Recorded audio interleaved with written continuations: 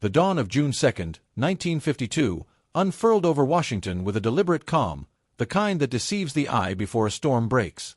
Light filtered through the thin veil of morning haze, turning the White House lawn into a palette of soft gold and muted green.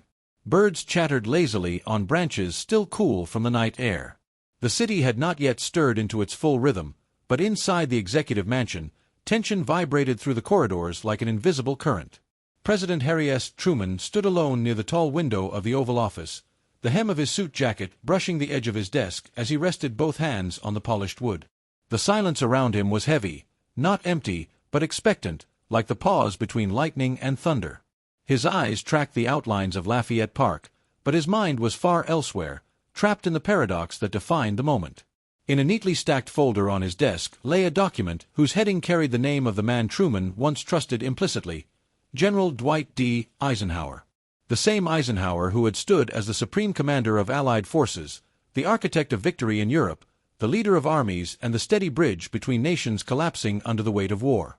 To the American people, Eisenhower was a hero distilled from the very essence of triumph.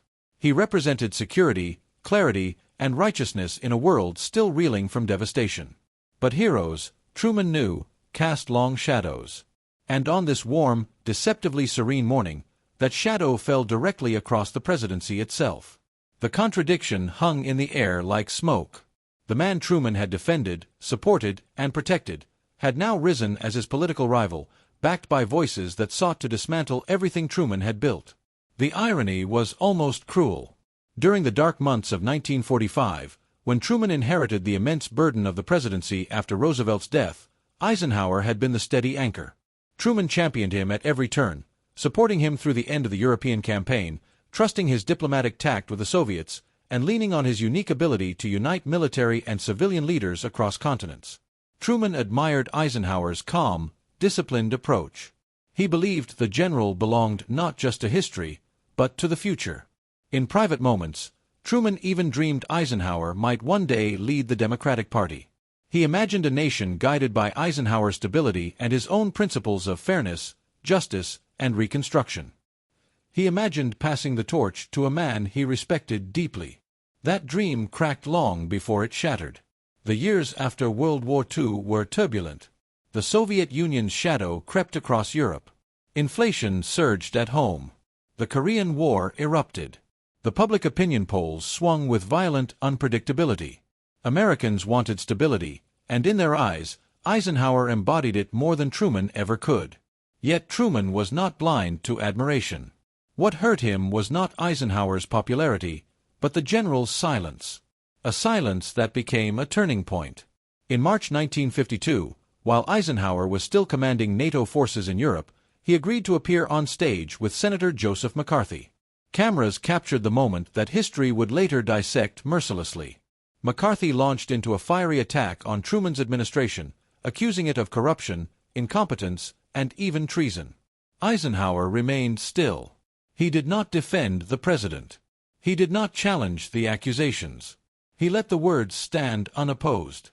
To Truman, the silence was a knife twisting with every syllable left unspoken. It was not political disagreement. Those were inevitable. It was a breach of the personal code Truman lived by: loyalty, honesty, and courage in the face of damaging rhetoric. Truman could forgive defiance. He could forgive ambition. What he could not forgive was complicity in what he considered poisonous, destabilizing demagoguery. As the news reached the White House, aides described Truman's reaction as a storm contained within the bones of a single man. He slammed his hand on the desk, sending pens clattering like startled insects. His voice, normally measured even when stern, cracked with frustration as he muttered, "Ike knows better. He knows better than this." From that moment, the relationship moved from strained to fractured. When Eisenhower returned to the United States after announcing his candidacy, not as a Democrat, but as the rising star of the Republican Party, Truman's disappointment hardened into policy. He issued a quiet directive. Eisenhower was not to be granted informal entry to the White House. Not unless summoned for official business. It was a symbolic closing of the gates, a gesture both small and seismic, reverberating through Washington like a tremor in the marble foundations of the Capitol. It turned private tension into public distance. Yet beneath this political drama lay a deeper human element often forgotten in the grand sweep of history. Two men who had once stood united by victory now found themselves divided by principle, ambition, and wounded expectations. Two leaders shaped by war, bound by duty, now locked in a struggle not for control of the battlefield, but for the legacy of the nation they sought to protect. This story is not simply about a president barring a general from the White House. It is about the fragile architecture of trust between powerful men. It is about the unseen fractures in alliances that appear unbreakable. It is about how leadership, when tested by shifting tides, exposes the humanity beneath the medals, the titles, and the rhetoric. And as Truman stood in the glow of that June morning, staring at the document bearing Eisenhower's name, one truth settled upon him like the heat of the rising sun. History is shaped not only by wars won and elections lost, but by the silent moments in which loyalty falters and the steady hands of allies drift apart. Act I, the build-up, before the break. The story begins not in conflict, but in respect. In the closing months of World War II, as Germany collapsed and Europe edged toward liberation, Harry Truman was still the relatively unknown vice president who rarely met with Roosevelt, rarely entered the war room, and had been briefed on little more than ceremony. Yet one name carried weight even he fully understood: Dwight David Eisenhower. Eisenhower's reputation had grown from quiet competence to international admiration. His leadership in Operation Overlord, his orchestration of multinational forces, and his calm under unimaginable pressure made him not only a military commander but a stabilizing figure in a world teetering on the brink of a new age. Even before he met Truman, Eisenhower had become a symbol of victory, unity, and possibility. So on April 12, 1945, when Roosevelt died suddenly and Truman inherited the presidency with war still raging, one of the first men he turned to was Eisenhower. The two met briefly in the White House, and Truman, overwhelmed and newly sworn in, told Eisenhower honestly, "If there's anything you want, you just tell me." It was not a figure of speech. It was the beginning of a relationship built on trust. Over the next few years, Truman defended Eisenhower repeatedly. He backed him in disputes with British Commander Bernard Montgomery, publicly supported his decisions in Europe, and later appointed him as Chief of Staff of the Army. Truman viewed Eisenhower as the ideal bridge between war and peace, between old Europe and the rising Cold War. But beneath this admiration lay the early seeds of divergence. Truman was blunt, emotional, instinctive. Eisenhower was cautious, diplomatic, slow to reveal himself. Their temperaments differed, but balanced each other, until politics intruded. By 1947, the world was splitting into spheres of influence. The Soviet Union tightened its grip on Eastern Europe. Turkey and Greece faced communist pressure. Stalin tested America's limits. Truman responded with doctrine, aid, and resolve. Eisenhower watched carefully, approving the broad strokes but uncomfortable with the mounting polarization. He disliked extremism, left or right, and despised the idea of politics manipulating national security. Truman, however, knew that politics was inseparable from leadership. In 1948, the first fracture appeared.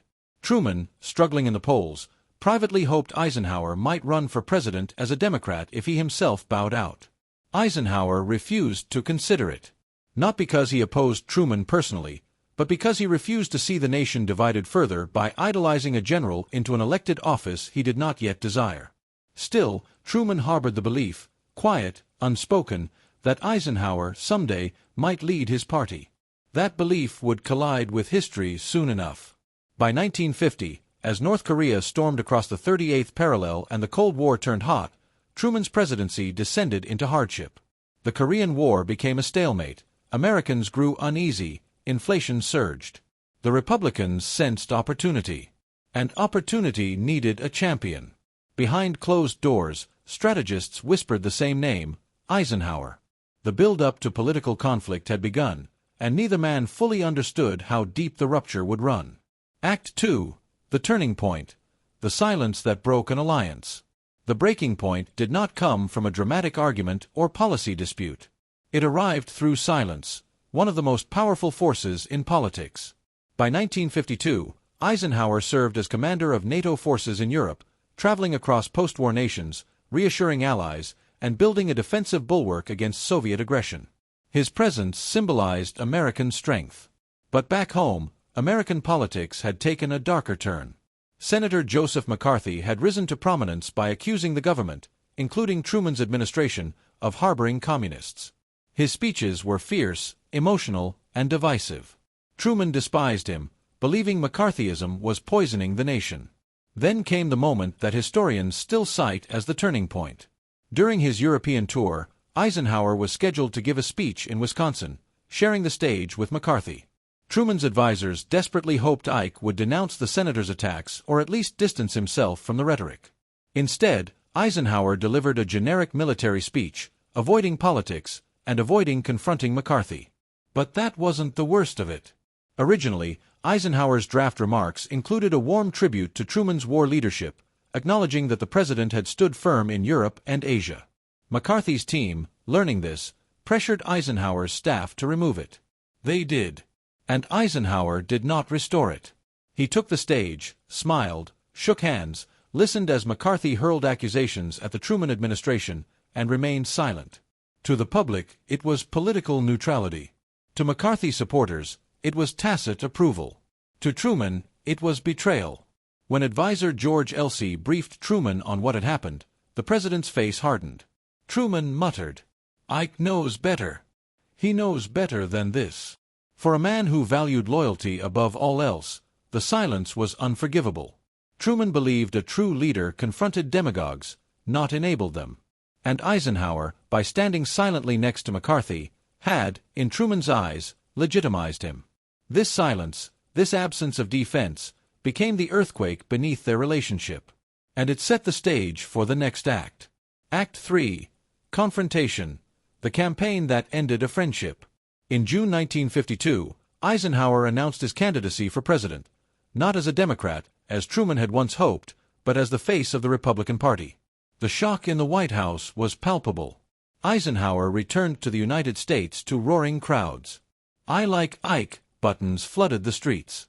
His campaign rallies became pilgrimages. Cities shut down as motorcades passed. Americans saw in him a father, a hero, a stabilizer in uncertain times. Truman was deeply torn. Part of him admired Eisenhower's dedication to service. Another part saw the general as a man captured by political opportunists. And a deeper part, one he rarely admitted, felt personally wounded. The campaign escalated quickly. Eisenhower's advisers, particularly brothers John and Milton, urged him to attack the failures of the Truman administration. Eisenhower resisted at first, but the pressure of politics is relentless. Soon, speeches criticizing Korea, inflation, and corruption rolled out with precision. Truman watched each one with growing bitterness. In private, he told aides, "Ike has allowed the crooks to take him over." The distance became icy. Letters between them became formal. Meetings were strained, clipped, filled with unsaid words. Truman told Secret Service staff that Eisenhower was not to enter the White House casually anymore. Only official invitation would grant the general entry. It was not rage, it was disappointment manifested as dignity. Meanwhile, Eisenhower privately wrote to confidants that he respected Truman deeply, but disagreed with his policies.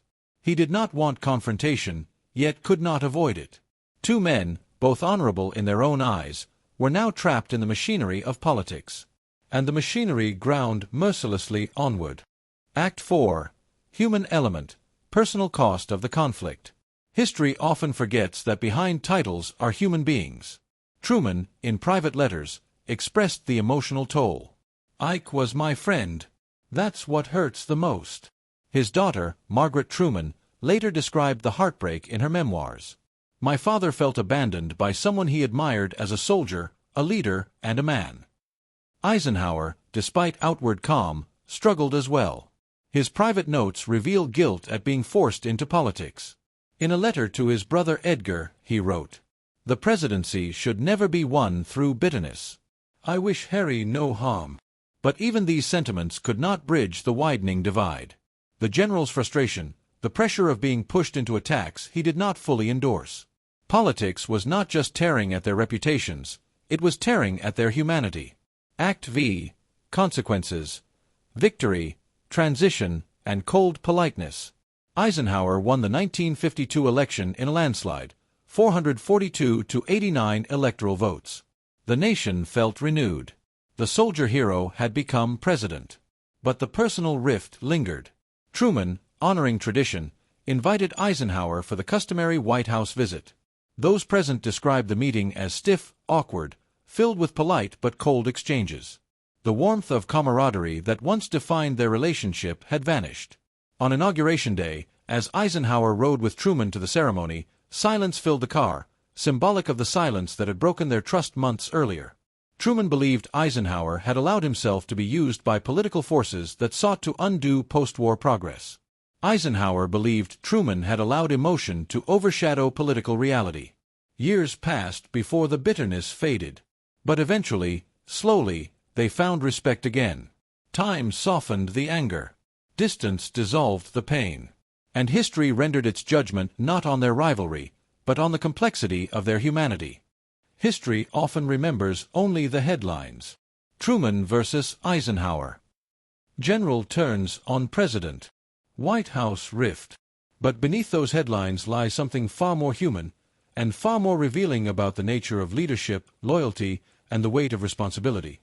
When the dust of the 1952 election settled, when the speeches faded and the motorcades dispersed, both men were left with the same quiet truth. They had not wanted to become enemies. And they were not, truly. What separated them was not moral opposition, ideological hatred, or betrayal in the traditional sense. What separated them was pressure, the immense, grinding pressure of a nation redefining itself at the dawn of the Cold War. Truman had risen from obscurity, carrying with him the plain-spoken honor of a Midwestern upbringing. Eisenhower had risen from the ranks of an Army officer corps that demanded restraint, humility, and private judgment. Their instincts, forged in different worlds, collided not because one was wrong and the other right, but because both were responding to the demands placed upon them. And yet the story of their estrangement stands today as one of the most profound cautionary tales in American political history. The lesson of unspoken expectations. Truman saw Eisenhower as more than a general.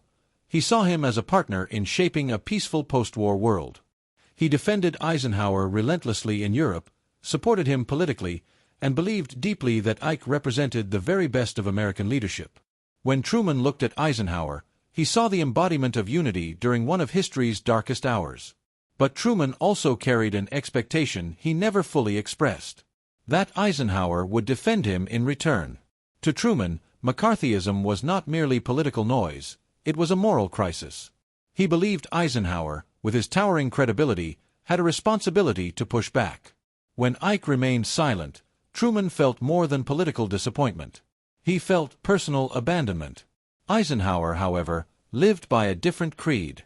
To him, the military ideal of neutrality remained sacred. He believed that once generals waded into partisan battles, the Republic weakened. His silence beside McCarthy wasn't approval, it was an attempt to preserve the image of a soldier above politics. Truman saw betrayal, Eisenhower saw discipline. Their expectations, shaped by separate worlds, collided with full force. Politics, the engine that consumes friendships. Once Eisenhower entered the political arena, the transformation became inevitable.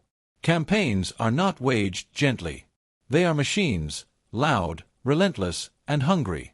Eisenhower's advisors were determined to capitalize on dissatisfaction with the Korean War and economic tension. Truman's record became an easy target. Truman knew this, Eisenhower felt trapped by it. Both resented the machinery, but neither could escape it. Their public disagreements grew sharper. Their private correspondence grew colder. The warmth of their early partnership, born from shared wartime purpose, faded beneath the harsh lights of national politics. And so Truman drew a line. It was symbolic, not punitive. Emotional, not vengeful. He barred Eisenhower from the White House except by formal invitation, not as punishment, but as a boundary between the personal and the political.